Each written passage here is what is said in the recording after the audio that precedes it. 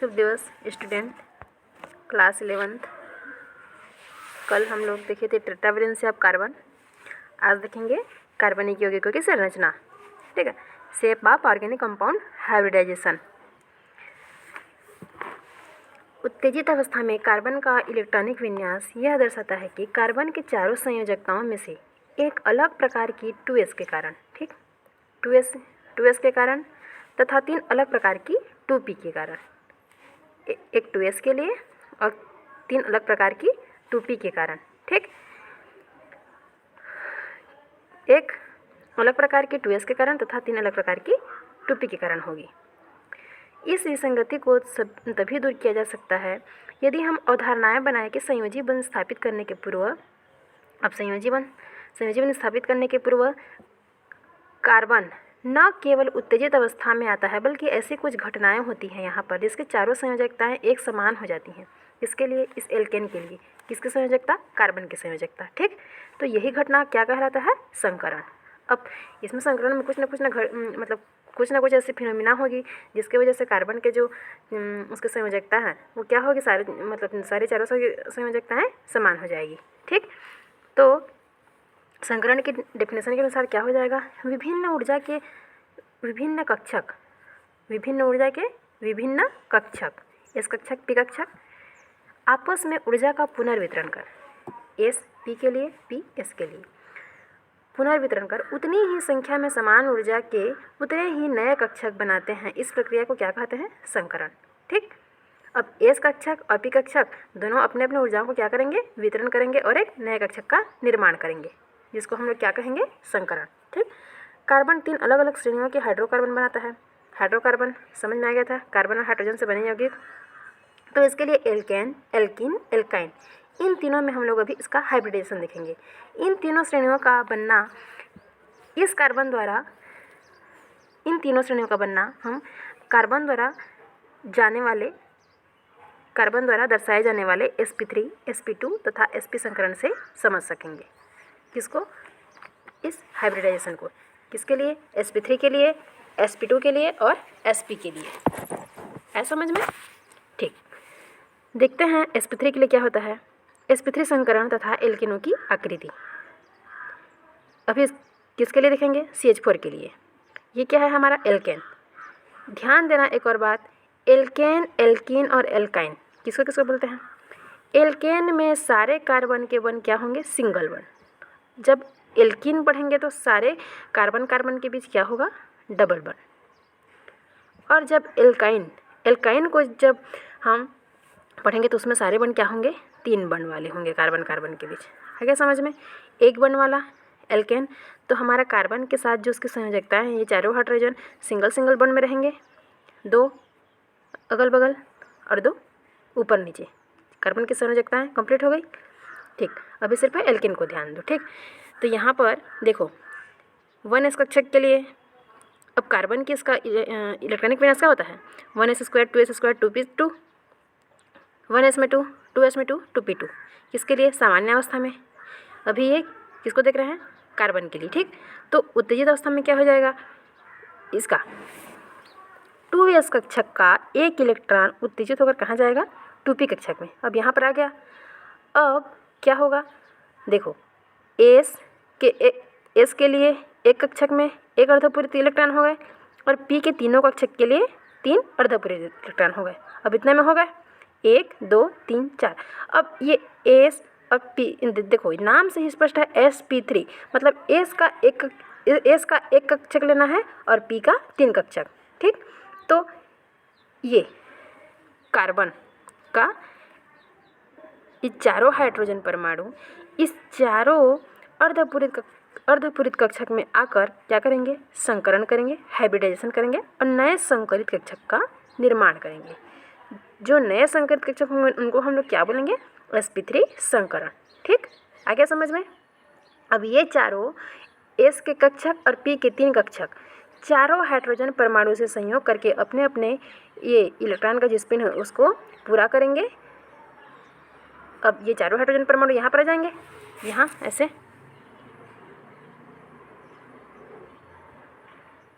तो ये चारों क्या कर लेंगे, अब हाइब्रिडाइजेशन कर लेंगे। ठीक, तो CH4 में क्या पाया जाएगा, sp3 हाइब्रिडाइजेशन। अब देखते हैं इसका चित्र कैसा होता है। देखो, ये कार्बन के लिए और ये चारों क्या हैं, हाइड्रोजन, जो कि sp3 संकरण में है। ठीक, चारों बंड क्या है, सिग्मा बंड बना रहे हैं। आ गया समझ में? ठीक, sp3 संकरित ऑर्बिटलों में s के 25%, ठीक, और p के 75% लक्षण होते हैं। अगर हम इसको 100 से डिवाइड करें तो s के लिए क्या आएगा, 25%, एक है तो, और p के लिए 75%। ठीक, अब मेथेन की आकृति। कार्बन के चारों sp3 संकरित ऑर्बिटल 4 हाइड्रोजन के 1s ऑर्बिटल के साथ sp3s अतिव्यापन करके, देखो sp3 और s ये अतिव्यापन करके किसका बंध का निर्माण करेंगे, यहाँ पर सिग्मा बंध पाया जाएगा। 1 सिग्मा, 2 सिग्मा, 3 सिग्मा, 4 सिग्मा। आ गया समझ में? और इन दोनों के बीच, हाइड्रोजन हाइड्रोजन के बीच जो बॉन्ड एंगल बनेगा वो sp3 में कितना पाया जाता है, 109 अंश 28 डिग्री। आ गया समझ में? ठीक, नेक्स्ट देखते हैं।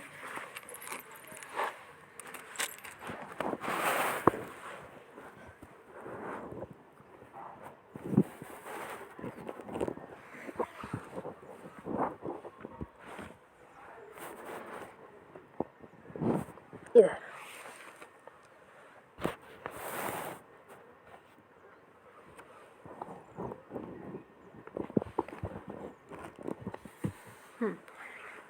एथेन की आकृति। ठीक है, एथेन मतलब C2H6 के लिए। C2H6 में कौन सा हाइब्रिडेशन पाया जाता है, sp3। देखो, कार्बन 2 हैं, हाइड्रोजन कितना है, 6, 1 2 3 4 5 6।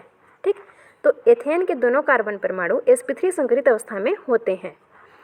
एथेन के दोनों कार्बन परमाणु, ठीक, ये और ये, तथा दोनों के बीच sp3 अतिव्यापन से यहाँ ये पार्श्व अतिव्यापन तो नहीं हो रहा है, शीर्ष अतिव्यापन हो रहा है, तो कौन सा बंध पाया जाएगा यहाँ पर, सिग्मा बंध। ठीक, अब प्रत्येक कार्बन के शेष 3 sp3 संकरित ऑर्बिटल 3 हाइड्रोजन से परमाणुओं के 1s ऑर्बिटल, ये देखो sp3 संकरित ऑर्बिटल 3 हाइड्रोजन, इस कार्बन और हाइड्रोजन के लिए 3 और इधर के कार्बन हाइड्रोजन के लिए 3 हाइड्रोजन परमाणु से 1s ऑर्बिटल सब में पाया जाए है। sp3s अतिव्यापन करके कितने बंध का निर्माण करेंगे, 6 बंध। तो टोटल C2H6 में कितने सिग्मा बंध पाए गए हैं, 7, 1 2 3 4 5 6 और एक यहाँ पर 7। ठीक है, HCC तथा HCH सभी कोण 109 अंश 28 डिग्री सेल्सियस के होते हैं। यहाँ देखो बॉन्ड एंगल बना है। ठीक, एथेन में 7 सिग्मा बंध होते हैं, अभी जस्ट बताई थी कितने बंध होते हैं, 7 सिग्मा बंध।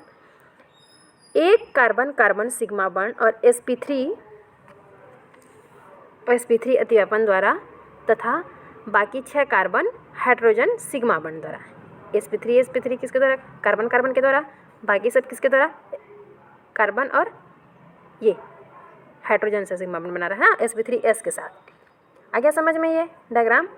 ठीक, अब देखते हैं sp2 के लिए एथिलीन C2H6। ध्यान देना, C2H6 किसके लिए, sp3 के लिए देखते हैं, और C2H4 में sp2 संकरण पाया जाएगा। किस प्रकार पाया जाएगा इसको देखो।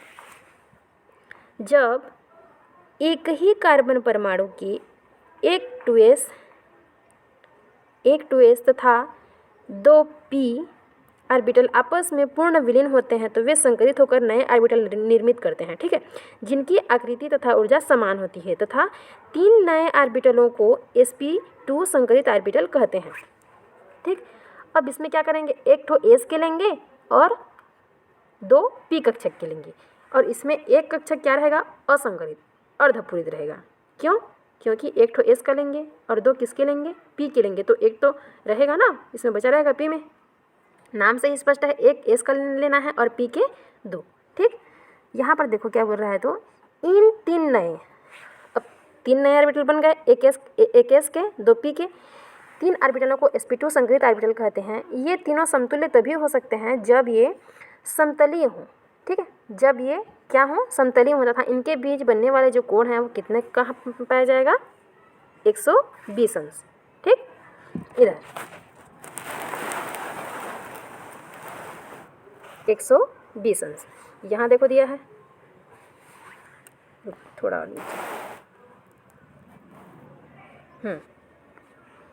इधर दिया है 120, यहाँ इन दोनों के बीच बनने वाले कोण। ठीक, तो कार्बन परमाणु में sp2 संकरण होने के बाद 2pz, ये 2pz क्या रह जाएगा, अर्धपूरित, असंकरित रह जाएगा, इसमें हाइब्रिडाइजेशन नहीं होगा, जो संकरित ऑर्बिटल के तल के लंबवत होगा। अब देखो sp2 नाम से स्पष्ट है, एक ठो एस कक्षक का लेंगे और 2 p कक्षक का लेंगे, तो एक तो हमेशा बच जाएगा, तो असंकरित ये कौन बचेगा, असंकरित p कक्षक, p का एक बचेगा यहाँ पर, तो ये क्या हो जाएगा, ये लंबवत बनेगा। आ गया समझ में। ये देखो sp2 के लिए, C2H4 के लिए। ठीक, ये हमारा जो असंकरित है ये वाला है, आ गया समझ में। बाकी 3 क्या है, संकरित कक्षक, ये तीनों हाइब्रिडेशन में भाग लिए हैं और ये भाग नहीं लिया है, कौन, 2pz। आ गया समझ में। तो यहाँ पर देखो कार्बन के लिए इलेक्ट्रॉनिक विन्यास 1s² 2s² 2p2, 2s कक्षक का एक इलेक्ट्रॉन उत्तेजित होकर कहाँ गया, 2p कक्षक में। अब कार्बन का एक और हाइड्रोजन का, ठीक, तो एक कार्बन के लिए एक और दूसरे कार्बन के लिए भी एक, और C2H4, मान लो इसको मैं डिवाइड करूँ तो क्या हो जाएगा, C1 और H2 हो जाएगा। ठीक है, तो अभी हम लोग यहाँ पर एक कार्बन के लिए जैसे देखेंगे तो क्या हो जाएगा, C का एक और हाइड्रोजन के 2, ये संकरण करके एक बना रहे हैं। उसी प्रकार सेम दूसरा कार्बन और 2 और हाइड्रोजन संकरित करके वैसे ही बनाएंगे। ठीक, तो sp2 संकरण का ऑर्बिटल चित्रांकन निम्नानुसार होगा, इसको बना लेना। sp2 संकरित ऑर्बिटलों में s के लिए 33% और p के लिए 66% क्या होते हैं इसके कैरेक्टर। इसको जब 100 में डिवाइड करते हैं तो s के लिए कितना आता है, 33% और p के लिए 60%।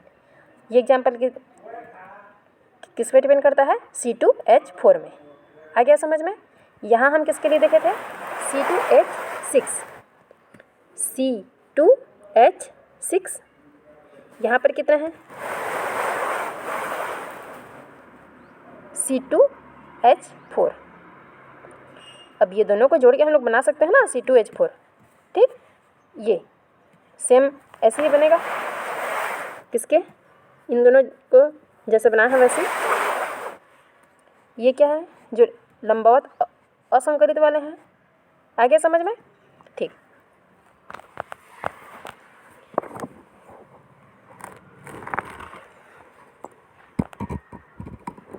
अब देखते हैं इसकी आकृति, सेम जैसा C2H6 में देखे थे वैसा।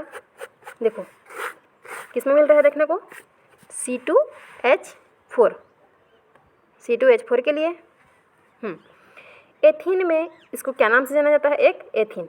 ठीक, एथीन में दोनों कार्बन परमाणु कौन कौन, ये और ये, इसके लिए C2H4 sp2 संकरित अवस्था में होते हैं। कार्बन कार्बन के मध्य sp2 अतिव्यापन से सिग्मा बंध बनता है। अब यहाँ कार्बन के sp2 पार्श्व अतिव्यापन तो नहीं कर रहे हैं, शीर्ष अतिव्यापन कर रहे हैं, तो क्या बनेगा, सिग्मा बंध। ठीक, प्रत्येक कार्बन परमाणु शेष sp2, अब ये सारे क्या हैं, ये चारों हाइड्रोजन sp2 हैं, तो प्रत्येक कार्बन परमाणु के शेष दो sp2 संकरित ऑर्बिटल, दो हाइड्रोजन परमाणुओं के 1s ऑर्बिटल। अब C2H4 ये है, तो इसमें कार्बन कार्बन के बीच कितना बंध पाया जाएगा, 2 बंध। आ गया समझ में। इसलिए यहाँ पर क्या संकरण पाया जा रहा है, sp2 संकरण। आ गया समझ में। तो sp2s से अतिव्यापन कर 4 सिग्मा बंध, 1 2 3 4, किसका sp2 और s का, और sp2 का 1, तो कुल यहाँ पर कितने सिग्मा बंध हो गए, 1 2 3 4 5, जबकि हम C2H6 में कितने देखे थे, 7। आ गया समझ में। तो अब इस तल के लंबवत दोनों कार्बन परमाणु के असंकरित 2pz ऑर्बिटलों के बीच समांतर अतिव्यापन होकर एक पाई बंध बनता है। देखो अब वहाँ पर ऐसा कोई भी मतलब असंकरित कक्षक तो नहीं बच रहा था, लेकिन यहाँ पर 2 असंकरित कक्षक हैं। ये C1 के लिए, ये C1 के लिए, और इस C1 के लिए ये 2 हाइड्रोजन, इस C1 के लिए 2 हाइड्रोजन। कुल मिला के कितने हाइड्रोजन हो गए? 4 हाइड्रोजन, और कार्बन के लिए 2, ये 2। आ गया समझ में? और ये एक एक असंकरित कक्षक दोनों में देखे थे हम लोग, बच गया था। तो ये दोनों अब इसको अतिव्यापन करेंगे तो ये और ये क्या करेंगे? पार्श्व अतिव्यापन ऐसे करेंगे ना, ऐसे शीर्ष नहीं, ऐसे पार्श्व अतिव्यापन करेंगे तो इसमें क्या बन पाया जाएगा? पाई बन पाया जाएगा। आ गया समझ में? HCC तथा HCH बंध। देखो यहाँ HCC तथा HCC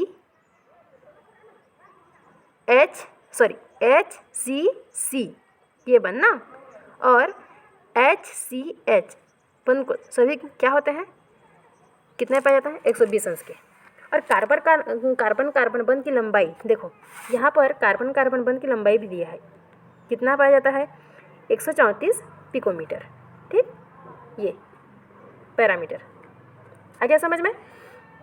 अब देखेंगे किसके लिए, सॉरी इसको नेक्स्ट क्लास में देखेंगे क्योंकि MB ज़्यादा हो जाएगा। तो आज आप लोग sp2 और sp3 ये दोनों को अच्छे से देख लो। कल से sp का अच्छे से समझा दूंगी। फिर से एक बार बता देती हूँ।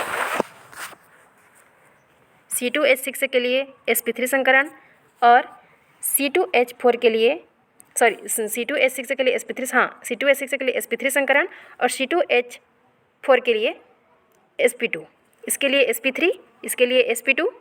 इसमें कितने सिग्मा बॉन्ड पाए जाते हैं? टोटल 7 सिग्मा बॉन्ड, और sp2 में सिग्मा बॉन्ड की संख्या 5, पाई बॉन्ड की संख्या इधर बन रहा है ना। आ गया समझ में? यहाँ सिग्मा बॉन्ड 5, यहाँ सिग्मा बॉन्ड 7, यहाँ पर कोई भी पाई बॉन्ड नहीं बन रहा है और इसमें पाई बॉन्ड बन रहा है। इस प्रकार आप लोग दोनों में डिफरेंस भी स्वयं खोज सकते हो। ठीक, धन्यवाद।